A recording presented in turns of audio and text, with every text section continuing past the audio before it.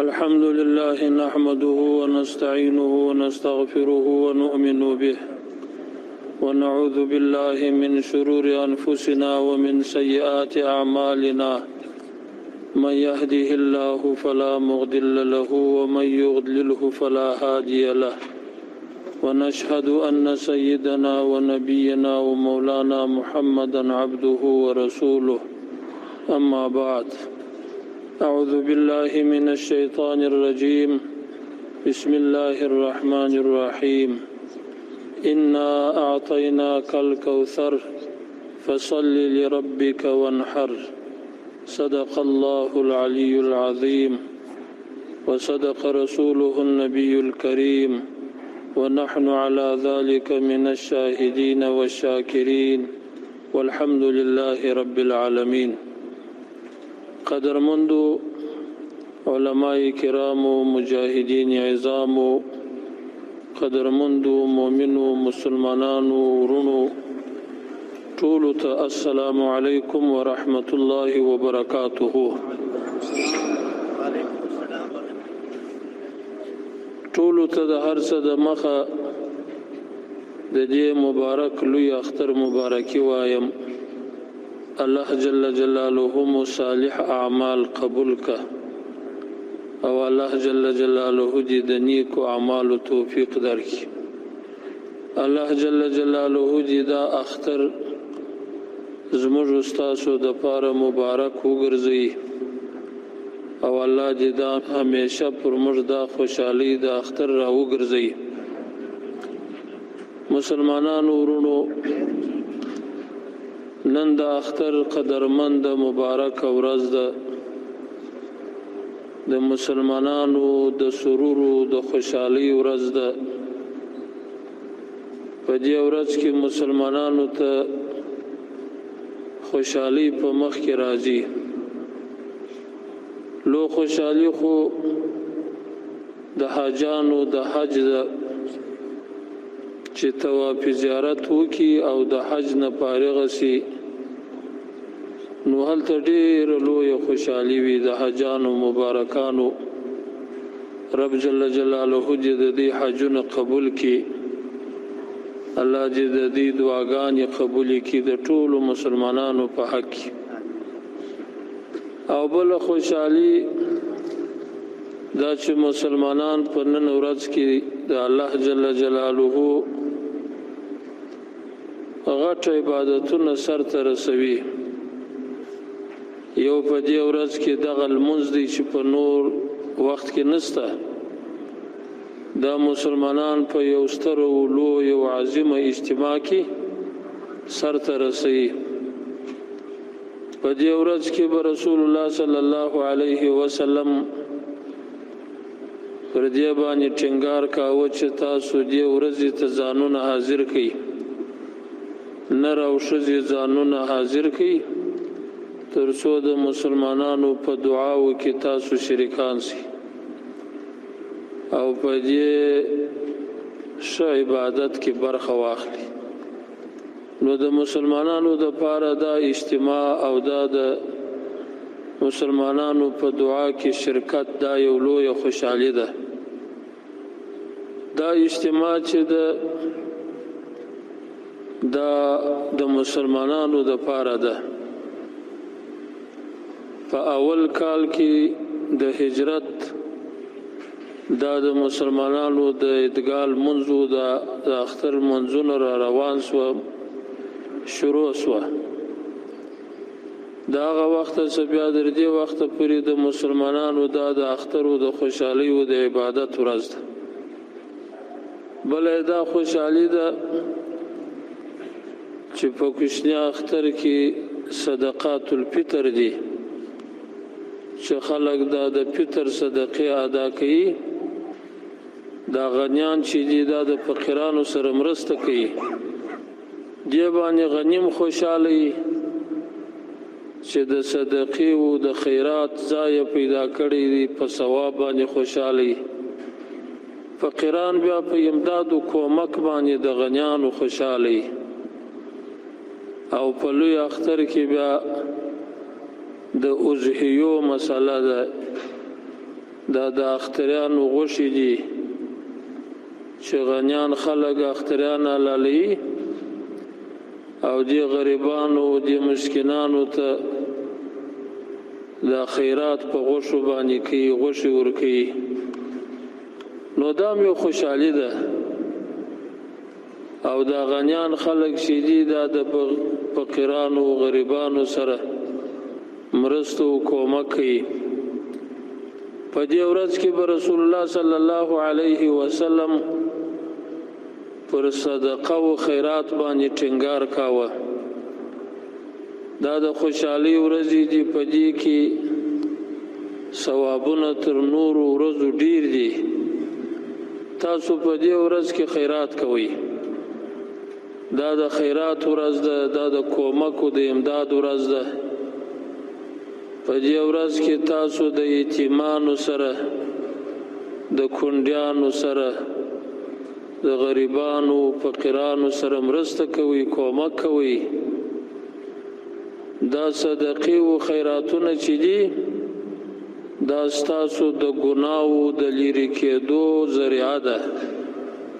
ان الحسنات یذهبن السیئات، دا نیکی چې دي دا بدۍ لرې کوي.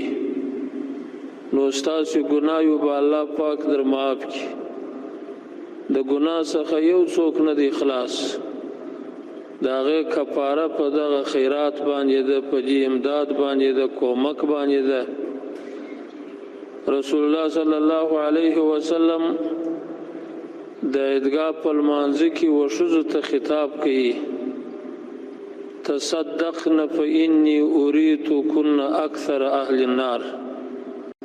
خیرات وکړي، ما تاسې ولیداست چې ډېر د جهنم هغه داخل سوي، جهنم ته اچول سوي اکثره تاسو ښځې واست. نو تاسو خیرات وکړئ، د جهنم د اور نه ځان په خلاص کړئ. الصدقه تطفئ غضب الرحمن. دا خیراتونه چې دي دا د رحمان خدای غضب آراموي. خپل هم خیراتونه وکړئ، د دې غریبانو د دې مسکینانو لاس ونیسئ. نورو ته هم امر وکړئ چې د خلکو سره مرسته وکړي، کومک وکړي، امداد وکړي. د نورو بچانو هم د ځان بچانو بولئ. خپل همسایګان داسې وبولئ لکه خپل اولادونه چې مو وي، چې ستاسې همسایګان وږي او تاسو ماړه یاست. دا خو د رحم و شفقت تقاضا نه ده. تاسو کوشش وکړئ خپل ځانونه د دې خراب صفت چې بخل دی د دې نه ځانونه وباسئ. په دې ښه صفت باندې ځانونه متصف کړئ چې هغه سخاوت دی. حدیث شریف کې راځي سخی چې دی الله پاک ته نږدې دی. سخی چې دی و مخلوق ته نږدې دی، خلقو ته نږدې دی. او سخی چې دی و جنت ته نږدې دی. نو که تاسو خلقو ته ځان نږدې کوئ نو په مالونو کې سخاوت وکئ، امداد وکئ، مرسته وکئ. بالخصوص په افغانستان کې چې د افغانستان خلک د ډیرو کلونو څخه په ډیرو سختیو کې را تیر شوي دي. جهادونه یې کړي دي، قربانۍ یې ورکړي دي، کورونه خراب شوي دي، تجارتونه یې له منځه تللي دي، ځمکې یې له منځه تللي دي. یقینا د چې ډیر اسباب د سختی او د فقر پر دې خلکو باندې تیر شوي دي. الله دې ټولو ته وزونه ورکړي. کدا د فقر اسباب ورته متوجه و کورونه خراب شو خو په عوض کې یو لوی قیمتي شی راوړي چې هغه دین او اسلام او عقیده یې وساتله جنگونه وکړه جهاد یې وکړي رب جل جلاله دې ځنې قبول کړي په نتیجه کې خپل مذهب خپل دین خپل عقیده وساتل په دې عمل کې 50 کاله جنگونه روان دي او دا جنگونه پر ځمکه باندې نه و دا جنگونه پر خاوره باندې نه و دا جنگونه پر عقیده باندې و دا پر ایمان باندې و دا پر اسلام باندې و د دې لوی شاهد دا دی چې نن دا اسلامي نظام رالی او دا شرعي نظام رالی خلق آرام سو جنگونه پریښول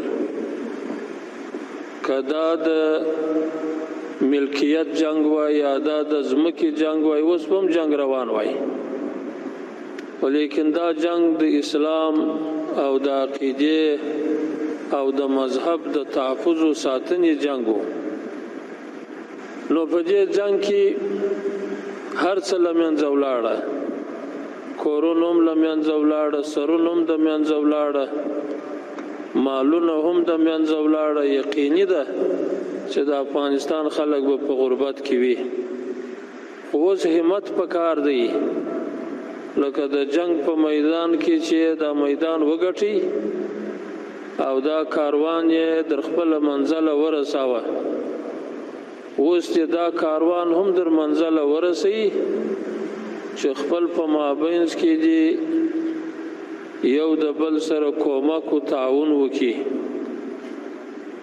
او کوشش دی وکي چې په خپل لاس او په خپل مهنت باندې خپل ځانونه خود کې پاکي غنیان مالداران دي د خپل غریب او نادار ورونو سره یتیمانو معلولینو او فقیرانو سره مرسته وکي کومک دی وکي بل ته نه احتیاجي بل څوک ستاسو ضرورت نه در پرکی ستاسو حاجت نه پرکی نه د بل په مرستو باندې موږ به حاجت کېدای سو نه حاجت مو داغو په مرستو نه پرکیږي موږ به کوشش کوو چې خپل حاجتونه خپل یو د بل سره پرکو تاسو کوشش وکړئ دا خپل خرابي خپل آبادی کوي یو د بل کومک سره وکړئ او خپل په کار باندې خپل مصروف شئ تجارتونه وکړئ راکړي ورکړي وکړي غنیان خلک دي د دې غریبانو سره مرسته وکړي د مال چاغه تجارت په وکړي کاروبار په وکړي یو د بل د کومک سره وکړي د افغانستان پر خلکو باندې پر هر کور باندې رحم او شفقت کول دا پر هغه اصل مرکز باندې چې د قبول د صدقې ځای دی پر هغه باندې احسان کول دي ځکه چې د افغانستان خلک په ټوله دنیا کې په موجوده وخت کې مجاهدین دي او د اسلام او د دین ساتونکي دي ښه امتحان یې ورکوي په دې وخت کې افغانانو ښه امتحان ورکوي د اسلام او د دین او د عقیدې په ساتنه کې او دا یقینا مجاهدین دي نن خو دنیا دا د جهاد او د اسلام او د دین او د مذهب د نامه سره نفرت کوي نن په ټوله دنیا کې اسلام غریب دی ان الدين قد بدا غریبا وسيعود غریبا. دا دین چې دی په ابتدا کې هم داسې غریب ولکه نن چې تاسو ورته ګورئ ټول دنیا د دین په مقابل کې ولاړه وه. په دین کې په اسلام کې دا خلک په شمیر باندې وه، دا یې شپږ، دا یې اووه، دا یې اته، دا یې نه، دا یې لس، داسې به زیاتېدل. د یا وسې حساب شروع چې مسلمانان کېدله په دې دین اسلام کې داخلېدل، داسې په شمیر باندې و. د یوه څه بیا روان و تر دغه اندازې پورې چې نن الله پاک دنیا کې دا اسلام ورساوه. اسلام داسې و ټوله دنیا د اسلام ته متوجه وه چې دا غږ آرام کی، دا غږ ورک کی. د رسول الله صلی الله علیه وسلم په هکله به مشورې کېدې چې دا غږ څنګه د نبی علیه السلام آرام کی. په دار ندوه کې مشورې وسولې، بالاخره پرېکړه دا سوه چې رسول الله صلی الله علیه وسلم به وجني قتل کوي، به شهیدوي، به الله پاک جل جلاله زمینه ورته برابر کړه د هجرت چې بیا مدینه منورې ته هجرت وکړي. مسلمانانو باندې پر سر ورونه بلیدله، خو الله جل جلاله دا اسلام کامیاب کړي.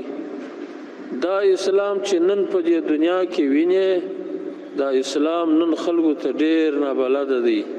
د اسلام خبر ورته نابلده ده، د اسلام احکام ورته نابلده دي. لیکن دغه اسلام نن دغه افغانانو، دغه مجاهدینو، دغه اسلام چې په ټوله دنیا کې دنیا ځنې په نفرت کې روانه ده، خو دوی په ډېر محبت باندې راپورته کوي او د دې قرباني ورکړي، مالونه او زامن او اولادونه، دا ټول در دې اسلام قربان کړه او دا اسلام یې راپورته کوي. نو یقینا دغه د افغانستان مسلمانان چې دي دا مستحق دي پر هر کور باندې رحم کول، دا پر جهاد باندې رحم، دا پر اسلام باندې رحم، مستحقین دي. تاسو کوشش وکړئ خپل نیمه ډوډۍ یو د بل سره شریکه کړئ، کومک سره وکړئ، امداد سره وکړئ او پر پوښتنه وکړئ د خلکو پر حال باندې، په حال یې ځان خبر کړئ. که حکومت دی که رعایت دی، کوشش دی وکړي یو د بل د امداد او خپل کومک او تعاون سره شریکان کړي. دغه نن ورځ موږ ته دا رایادوي چې الله پاک دغه حکم دی چې تاسو به وضحیه کوئ او دا به فقیرانو ته ورکوئ.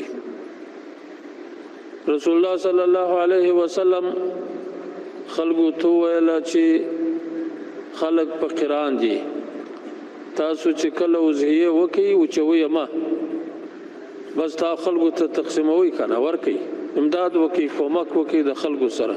هغه وخت کې په مدینه منوره کې د خلکو غربت و، اوس د دې خلکو غربت دی او د دې خلکو ضرورت دی. تاسو یو د بل کومک سره وکئ، امداد سره وکئ. دا الله پاک مشروع کړي دي دغه دپاره چې ستاسو منځ کې دا تعاون او کومک.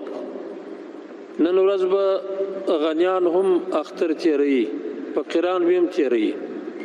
تاسو نن وینئ غنیان به په څنګه غنا کې تیروي او غریبان به ورته ګوري د غنیانو ته، او دا فقیران به تاثر او غم کوي چې زما دا فقر او غربت دی او د دا غنا ده. ګورئ تاسو د دې فقیر پر زړه باندې ملهم ورکښېږدئ، کومک ورسره وکئ، امداد ورسره وکئ، د نظره یې مه باسئ او پر کورو یې پوښتنه وکئ، په حال یې ځان خبر کئ.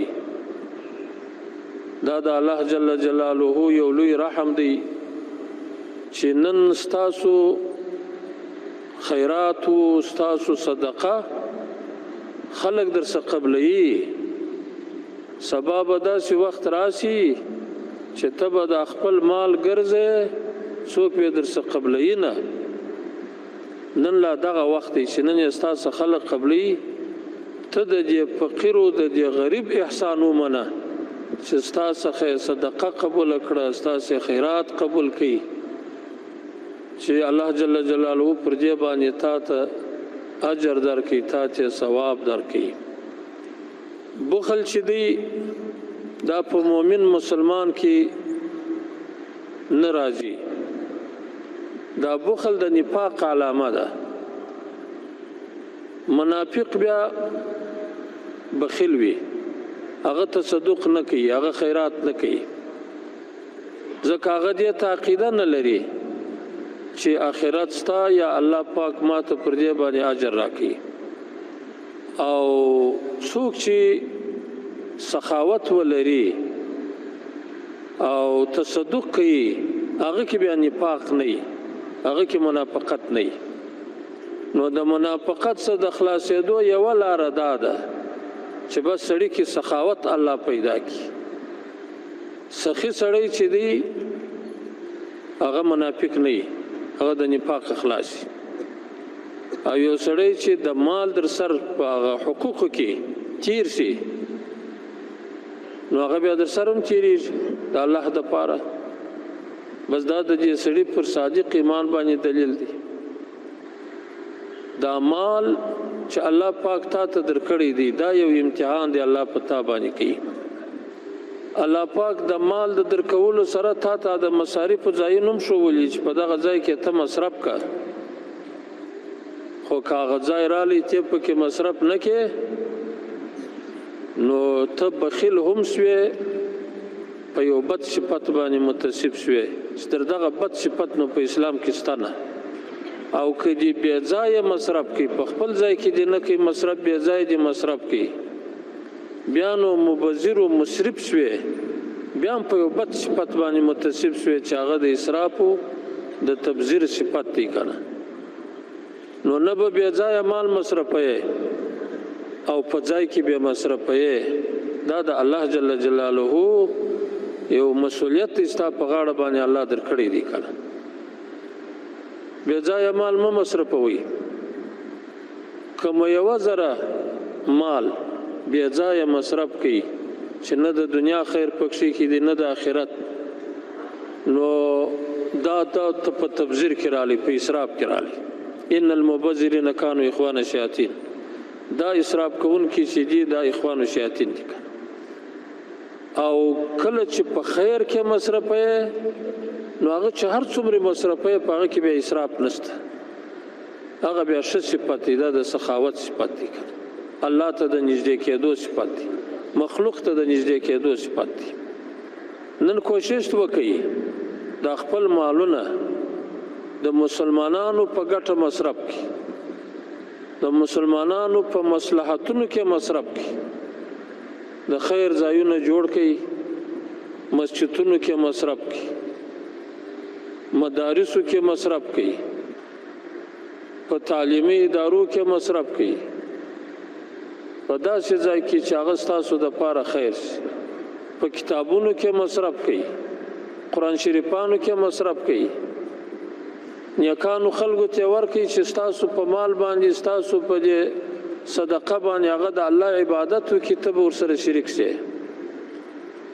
لارې جوړې کړي، پلان جوړ کړي، خپله یې جوړ کړي، خپله لاس په کار شي. موږ هم در سره کومک کوو، داسې نه کوو چې موږ به ځان خلاصوو، تاسو پر ذمه بیا دراړو. موږ چې څومره په وسه کېږي په عام المنفعه کارونو کې او په مرستو کومک کې د غریبانو، دا فقیران سائلین، دا موږ څو وخت ورته ویله چې دغه په بازار کې دا سوال کوونکي، دا په اسلامي نظام کې بده خبره ده چې دا فقیران سوال کوونکي ګرځي، دومره محتاجین وي، او دا وی اسلامي نظام. دا به تاسو خامخا جمع کوئ، دې ته به تنخواه مقرروي، دې ته به د کور کفایت ورکوي. دا مو ټول کړه، دا په کابل، کندهار، په ټولو ولایاتو کې تاسو به دې ته تنخواه ورکوي، دې ته تنخواه ور مقرره شوه.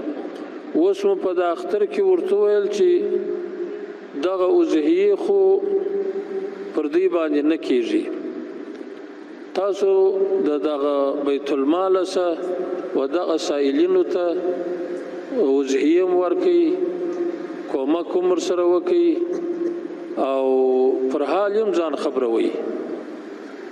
دا یقیني ده دا کندهار کې چې دا سائلین دا زنانې پر دې سړکانو پر دې جمپونو باندې بناستې وې، ډېر زور یې غوښتي که نه. دا مې دغه ټول چې تاسو ټوله کې اوس دغه یو جماعت مقرر دی چې هغه دا سائلین که په مسجدانو کې سوال کوي که پر سړکانو کې دا ټولوي. دا تاسو ته وایم که دغه سائلان تاسو ته په نظر درځي هغه دغه مجاهدینو ته په لاس ورکړي، دې دپاره خپل ځای جوړ دی او دې دپاره معاش مقرر دی او دې ته نفقه ورکول کېږي. دا محتاجین دا هم د دې خلکو بچان دي، اولادونه دي، دا راټول کړي که نه. اوس بله ورځ دی راته ویلی وایي په دا د کندهار د محتاجینو په مرکز کې 1500 محتاجین دي. 1500 د هلمند سره روان کړي دي چې 2000 شي. دې ته مال اکمالات یې وکړي، کومک ورسره وکړي. دا مخدره مواد دا چې موږ بند کړي دي دا موږ په یو سیاسي عمل باندې نه دي بند کړي. دا داسې نه دی چې موږ د دنیا څخه امتیاز پر غواړو. ورونو ما ودی ته ویل مال دا ناروا دي، دا ګوري تاسو په سترګو ورته ګوري چې دا زموږ افغانان یې داسې در په دره کړه. دا په شریعت کې ناروا دي. لا ضرر ولا ضرار په اسلام، ضرر به په اسلام کې نه وي، نه به بل ته ضرر رسوي نه به ځان ته رسوي. ولې دا ضرر رسوي؟ دا مخدره مواد خدا دې موږ وینو چې دا دې زموږ خلک قرباني تباه شوه. دا په شریعت کې حرام دي، دا بند کړي. موږ چې دا مخدره مواد بند کړي دي دا مو د خپل عقیدې له مخې بند کړي دي. او دا بزګرانو ته دا د مخدره موادو قاچاقبرانو ته د الله په خاطر وایم چې دا کار بند کړي. دا پر دې مسلمانانو ورحمېږي. دا یوازې زما وظیفه نه ده، دا ستاسو وظیفه هم ده. قسم په الله که ما په دې کې نیت کړی دی چې زه به پر دې باندې ګټه اخلم یا به زه د دنیا څخه امتیاز پر اخلم. ما په عقیده باندې بند کړي دي، په شریعت مې بند کړي دي. دا یو شرعي امر دی. نو تاسو چې دا شرعي امر دی دا زما نه دی، دا ستاسو هم دی. تاسو مسلمانان یاست، په دې مکلف یاست چې دا شریعت عملي کړئ. په دې باندې تاسو وکړئ، تاسو خپله بند کړئ. دې ته ضرورت مه پیدا کوئ چې مجاهدین درځي او بیا ستا کښت راړي که نه. خو ته خپله واړوه د اسلام په د حکم په وجه باندې. علماو ته دا وایم چې دا کار بد و، دې خلکو ته هغه بدوالی بیان کوي، دا بد کار دی. ته وینې یوازې په دغه کندهار کې 1500 محتاجین ناست دي. په دې کې عام خلک هم دي، په دې کې قسم قسم خلک. زه بله ورځ ورغلم په مرکز ورننوتم، بیا هغه سړي راټول مولوي صاحب راکښته کېږه، ما بیا در باندې راټولېږي، ځان نسي ځینې ایستلی. ډېر خلک دلته ګرځي، ښه ځوانان. دا یو ځوان ته چې ضرر رسېږي د دې مسؤلیت په څوک پر غاړه باندې اخلي؟ خدای ته به څه وایو؟ دا ستا په کښتو کرونده باندې چې یو مسلمان تباه کېږي. قاچاقبر ته هم وایم د الله په خاطر چې اوس حکم شوی دی دا بند شوه، دا کار بند کړي، تاسو یې بند کړئ. پر دې خلکو باندې موږ رحم کوو. دا زموږ ورونه دي. دا دغه یو سړی چې په افغانستان کې یو سړی زما په لاس باندې اصلاح شي، یو سړی د دې امارت په لاس اصلاح شي، یو سړی ستاسو په لاس اصلاح شي، الله جل جلاله ته به د دلیل دپاره پیش کړي. یو سړی دا چې ستاسو په لاس ډېر خلک اصلاح شي. نو موږ خو د دې یو چې الله جل جلاله دې زموږ په لاس باندې اصلاح راولي. اول دی خو الله موږ اصلاح کړي، الله دې په موږ په لاس باندې نور خلک اصلاح کړي. نو د دې غریبانو امداد او کومک نن دا نظام چې ولاړ دی دا دغه غریبانو د دې فقیرانو په دعاګانو ولاړ دی. دا تاسو مالداران چې نن مالداران یاست، موږ چې نن حاکمان یو، دا دغه غریبانو دعاګانې دي. الله دې د دې د شراب مخ موږ ته نه رااړوي کله چې موږ ته شراب وکړي مظلومان غریبان الله مجید دې حال وساتي. ګورې د دې مظلومانو د شیرا په مقابل کې د الله حجاب او پرده نشته. الله بالذات د دې غریبانو د دې مظلومانو شرا اخلي او قبليه. د یو مظلوم په شرا باندې بسته نظام غورځي، بسته کورنۍ تباہ کوي. نو د دغو زړونه برانیسو چې دې سره کومک وکړو، مرسته وکړو، امداد وکړو د دې غریبو خلکو سره. ما څو ورځې مخکې د دیت مسله علماو ته وویل چې تاسو دا پرېکړه وکړئ دا دیت که پر موږ باندې راځي موږ د خلکو دیت ورکوو، یو قتل خطا سوی و، بیا دې وځي پر بیت المال باندې. مال تاسو وګورئ دا بیت المال باندې راځي که پر دې سړي باندې راځي، د دې پر عقیله راځي. بالاخره دا کتابونه وکړه، کتاب کې لیکلي ول دا بیت المال چې دا د ړنګیانو، دا د کڼیانو، دا د کونډو، دا د یتیمانو، دا د غریبانو حق دی کنه. دا به د چا په شخصي ګټه کې نه استعمالیږي، دا به دغه تور کوي کنه. دیت کچيري رالی د خلکو پر عقیله باندې یا پر قاتل باندې رالی، دا به د بیت المال نور کوي. دا بیت المال د دغه غریبانو حق دی. نو الله دې موږ ته توفیق راکړي چې دغه حقوق د غریبانو د مستحقینو ټولو ته ورکړو. دا یو امتحان دی، په ټولو باندې امتحان دی. هر یو په خپل مسؤلیت کې په امتحان کې راغلی. کلکم راع کلکم مسؤول عن رعیته. په امارت باندې هم امتحان دی، په حکومت باندې، په رعیت باندې هم امتحان دی. الله دې ټول په دې امتحان کې سره کامیاب کړي. ورونو دا اجتماع او اتحاد، یو د بل تعاون او کومک کېدای شي زموږ مسؤلیتونه تر یو اندازې پورې سرته سره ورسي. که زموږ ستاسو مابینځ کې اتحاد او اتفاق نه وو بیا به دا مسؤلیتونه هر یو به په خپل مسؤلیت کې ناکام وي. نو موږ به هم کوشش کوو چې ستاسو مسؤلیت پوره کړو. تاسو هم کوشش وکړئ چې د امارت مسؤلیت پوره کړئ. د امارت مسؤلیت دا دی چې تاسو ته به هغه لاره درښیي چې هغه ستاسو د دنیا او د آخرت په ګټه او تاسو ته به دین درښیي. دا مسؤلین چې موږ مقرر کړي دي د دې لپاره نه دي چې تاسو وایي تاسو باندې ظلم وکړي او تاسو عزت پایمال کړي. هغه د دې لپاره دي چې تاسو ته دین دروښیي، تاسو ته شریعت دروښیي، تاسو ته قرآن پاک دروښیي، تاسو ته دیني علوم دروښیي. د دې لپاره مقرر شوي دي. ستاسو حقوق تاسو ته تامین کړي، د مظلوم دفاع وکړي، د ظالم څخه حق واخلي او عدالت وکړي. د دې لپاره دي. الله دې موږ ته د دې توفیق راکړي. تاسو بیا دا مسؤلیت لري چې دغه امیرانو اطاعت وکوي کنه. د دې هغه امر چې د شریعت خالف نه وي، یقیني ګناه او کفر نه وي، بیا تاسو اطاعت کوي کنه. نو که تاسو او د دې شفقت او رحم به دا جامعه جوړوي، بیا به دغه امن او دغه وحدت او اتفاق به بیا ثابت پاتې. او که په موږ کې ظلم پیدا سو الله دې نه پیدا کوي.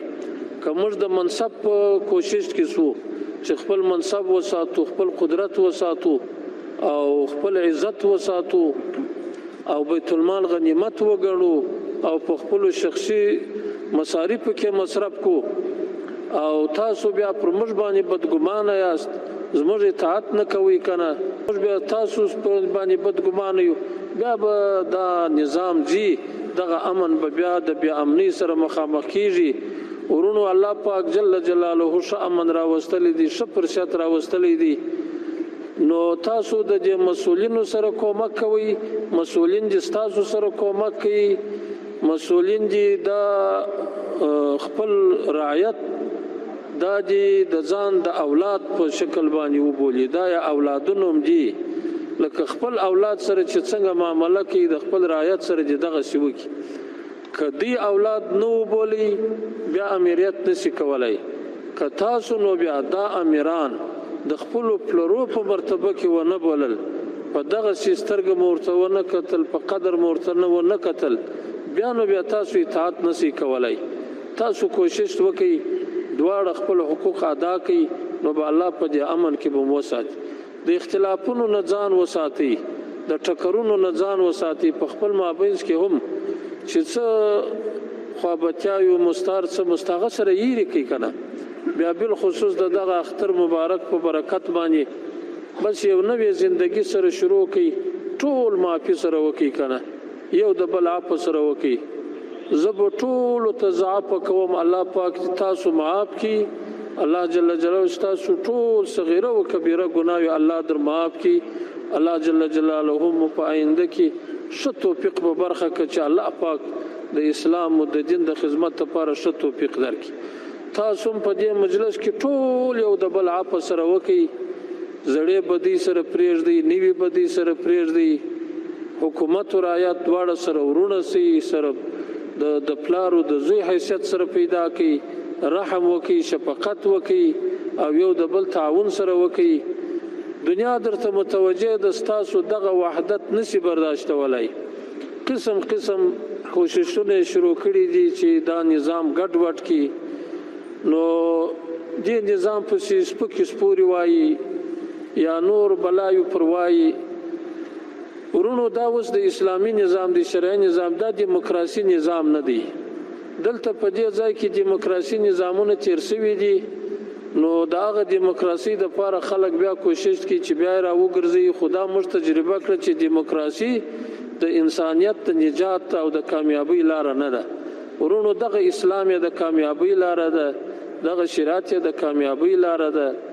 اوس د مسلمانانو د پاره دا پکار دي چې په دین باندې ځان پوکي، په شریعت باندې ځان پوکي، په نظام باندې ځان پوکي، د علماو څخه دې پوښتنې وکړي، د علماو هدایات دې ومني او قبول دې کړي، او علما دې کوشش وکړي چې هغه شرعي حکمونه خلکو ته بیان کړي. د اختلافونو سره علما دې ځان وساتي، یو د بل په خلاف دې نظرونه نه وایي او خلک دې ځان وساتي. او د دې کافرانو د چلونو سره باید تاسو ډېر ورته متوجه سئ چې هغه دا کوشش کوي چې اختلاف جوړ کړي، یو خبره راپورته کړي. دا اوس خو دا مطبوعات داسې سوي دي چې دا سړي په جیب کې ورسره دي، دروغونه وایي. دا زه درته وایم چې ما داسې خبرې اورېدلې دي چې خالص بهتان دي، زما په حق کې داسې خبرې کړي دي چې خالص دروغ دي که نه. ما ته دا معلومیږي ټول کذب دی، درواغ دی. د دې شیطانانو پر خپلو مجاهدینو ورونو باندې تاسو اعتماد وکړئ، باور په وکړئ، یو د بل تاسو خپل په منځ کې اعتماد او باور د لاسه کړئ.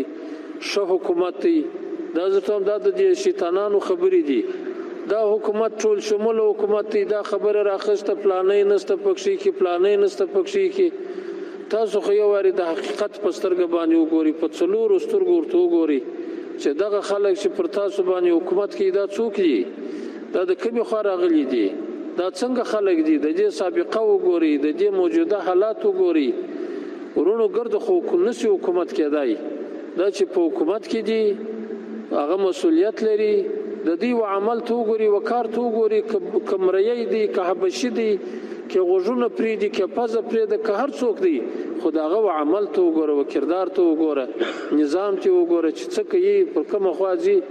نو الله جل جلاله دې د دې تبلیغاتو بدو تبلیغاتو څخه وساتي، خپل نظام دی اطاعت یې وکړي، د شیطانانو د دې نورو په وسوسو باندې مه خطا کېږئ که نه. اوس نظام پر ښه خوا باندې روان دی، د شریعت پر خوا روان دی. موږ هم دا پوره کوشش دی، دا عهد در سره کوو، دا وعده در سره کوو چې موږ به د شریعت خلاف، د الله د دین خلاف یو قدم هم نه اخلو. چې هغه ستاسو زموږ شریکه ذمهواري ده د الله بندګي، د هغه په دننه کې به ستاسو سره موږ کوشش کوو که نه. ورونو مسلمانانو، تاسو نن په دنیا کې وینئ مسلمانان ډېر مظلوم دي، خو افغانستان ته چې رب جل جلاله دا په برخه کړه چې الله پاک امن پکښې کې راوستی او دا کافر وتښتېدی او دا کافر مات سو، دا د دې جهاد برکت و، دا د دې مسلمانانو د وحدت برکت و که نه. الله جل جلاله دې نور موږ ته د دې توفیق راکړي چې جهاد او دا جهادي مبارزه ثابته وساتو که نه. جهاد د مسلمانانو د سرلوړۍ یو عمل دی که نه، چې کوم قوم جهاد پرېښی دی هغه قوم الله ذلیل کړی دی، هغه الله خوار کړی دی که نه. کم چا چې جهاد د ځان دپاره عمل ګرځولی دی الله کامیاب کړی دی. الله جل جلاله دا مسلمانان د دې اسلام او د دې دین په وجه باندې خپل نصرت ورسره ملګري کړی دي، نصرت او کومک یې کړی دی. دا موږ په سترګو ولیدل. دا د هیڅ چا دا توقع نه وه چې په افغانستان کې به دغسې حالت راځي لکه دا اوس چې راغلی دا امن و صلح. دا کافران چې په دې اشر باندې راغلي وکړه الله پاک شرمنده ذلیل خوار وشړله کنه. الله پاک لرې کړه مسلمانانو ته الله پاک دا اسلامي نظام ورکړي. دا الله پاک څه دا خواست کو چې رب جل جلاله دې په ټوله دنیا کې دا ظالمان داسې وشرموي لکه په دې ځمکه د افغانستان کې چې الله وشرمول. اوس یو بل یرغل چې پر د مسلمانانو پر حریم باندې دې کافرانو روان کړي دي چې پرون پر افغانستان نن بیا د فلسطین پر مځکه باندې د دې کافرانو یرغل او د دې ظلم روان دي کنه. د الله پاک صدا غواړو چې رب جل جلاله دا د فلسطین اشغالګر دغه ظالمان دا الله داسې وشرموي لکه دلته چې الله د غربیان وشرمول. پروردګار عالم دی دا فلسطین مسلمانان د دې ظلم سره د دې کافرانو د دې ظالمانو څومره لوی ظلم دې ظالمانو روان کړی دی. امریکا په حمایت کې دی. تاسو پرون واورېدل چې امریکا د دې اوربند دا پریکړه ویټو کړه ده، یعنی هغه چې منفي رایه ورکړه.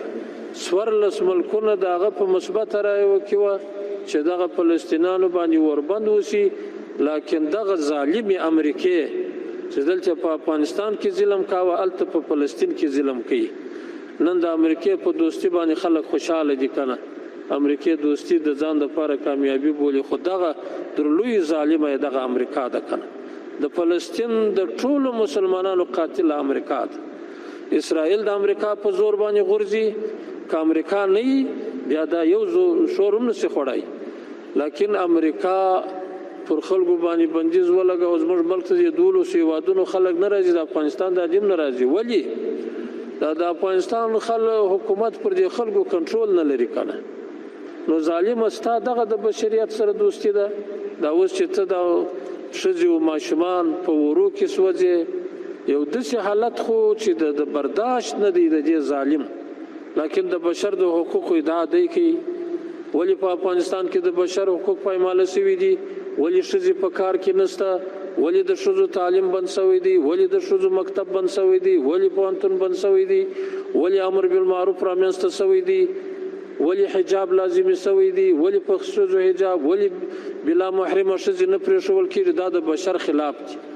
ای ظالمه، دا ته چې اوس په دې فلسطین کې دا د بشر خلاف کوې، ښځې ماشومان ته خو ما خو ښځو ته عزت ورکړي که نه، ښځو ته مې عفت ورکړي، په ښځو مې حجاب واغوستی، د ښځو مې پرده وکړله که نه، فحاشي مې ختم کړه، بد اخلاقي مې ختم کړه. دا خو ما عزت ور په برخه کوي. تا څه وکړله؟ تا یې پر سر باندې توپک ور نیولی دی، بمبار پر کوې، شهیدانې د منځه یې وړې که نه، ماشومان د مور په غېږ کې له منځه وړې. دا ستا بشریت دی؟ دا ستا انسانیت دی؟ ورونو پر مسلمانانو باندې رحم نسته کنه. دا ګوره دا مسلمانان دي. تاسو د دې کافرانو یو کافر ملک وینئ کنه چې دغسې په راټول شوي دي او دغسې له منځه وړي؟ که دا مسلمانان دي هېڅوک غږ هم نه کوي، مسلمان هم غږ نه کوي، کافر هم غږ نه کوي.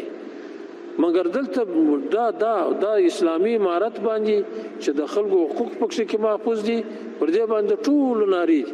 نورونو الله جل جلاله دې مسلمانان کامیاب کی. مسلمانانو کامیابی په وحدت او په اتفاق او په یووالي کې ده. موږ ولیدله ورې دا په دې ځای کې جنګ و، د اشغالګر چې وه د هېڅ چا عزت خوندي نه و، د هېڅ چا، نه د نر نه د ښځې نه د ملا نه د عامیانو نه د رعیت نه د حکومت، ټول په یو خطر کې روان. اوس چې الله پاک دا وحدت راوستی، یووالی راوست، د ټولو عزت پر ځای دی. الله دې د ټولو مسلمانانو وحدت راولي.